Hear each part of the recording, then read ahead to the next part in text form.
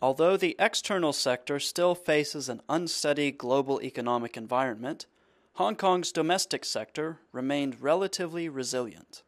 The government said Hong Kong's economy continued to grow moderately in the first quarter of 2013. Real GDP grew by 2.8% year-on-year. Total exports of goods grew by 8.8% in real terms. This appreciable growth was boosted in part by a surge in exports of non-monetary gold in the quarter. Exports of services picked up to a 4.9% year-on-year growth in real terms in the first quarter of 2013, under the support of vibrant inbound tourism and improved financial market activity. Global financial and market conditions have improved quite significantly because the acute risk of a euro area breakout has receded, and the U.S. fiscal cliff was also partially averted.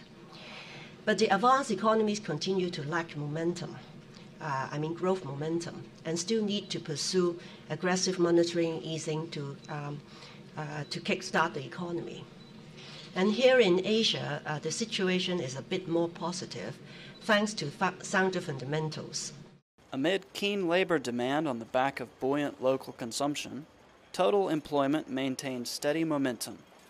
The unemployment rate remains at a relatively low 3.5%. The local property market resumed an uptrend early in the year, but cooled off recently after the government's introduction of a new round of demand management and macro-prudential measures in late February.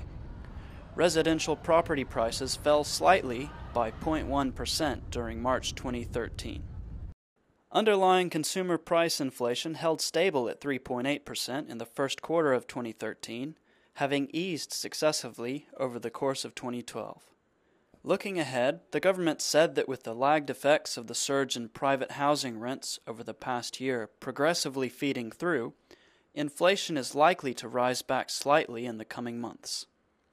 The forecast rates of headline and underlying consumer price inflation for 2013 put out in the budget at 4.5% and 4.2% respectively have been maintained.